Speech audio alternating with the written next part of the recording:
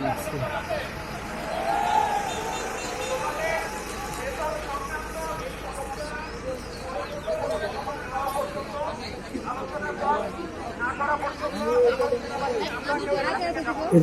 কি হামিদ টেক্সটাইলের শ্রমিক সবাই?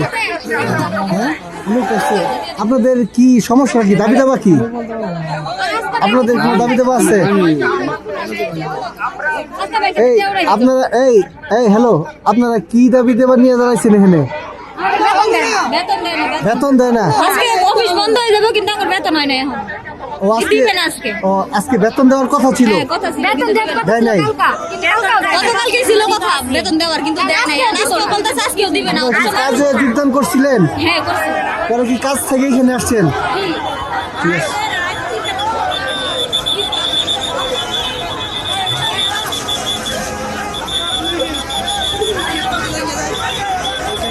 এই হামিদ টেক্সটাইল, এই যে হামিদ টেক্স, এই হামিদ টেক্সের এখানে এই শ্রমিকরা তারা বেতন না পেয়ে মহাসড়কে তারা অবস্থান নেয় এবং এইখানে অবস্থান নেওয়ার ফলে দুই পাশে দীর্ঘ যানজটের তৈরি হয়। খবর পেয়ে বাংলাদেশ সেনাবাহিনী এখানে উপস্থিত হয় এবং উপস্থিত হওয়ার পর শ্রমিকদেরকে বুঝিয়ে সুঝিয়ে তারা ফ্যাক্টরির দিকে নিয়ে যাচ্ছে এবং সড়ক একেবারে পরিষ্কার করে দিচ্ছে। এই আমরা দেখতে পাচ্ছি যে এখানে সেনাবাহিনীর লোকজন এখানে আন্দোলনরত শ্রমিকদেরকে রাস্তা থেকে সরিয়ে রাস্তার পাশেই তাদেরকে নিয়ে যাচ্ছে এবং গাড়িগুলো একের পর এক এখানে চলতে শুরু করছে। দুই পাশের গাড়িগুলো দীর্ঘ যানজটে পড়ে এখানে অনেক যাত্রী রয়েছেন যারা ভোগান্তিতে পড়েছেন। দীর্ঘক্ষণ যাবৎ এখানে যাত্রীরা ভোগান্তিতে পড়েছেন এবং এখানে যারা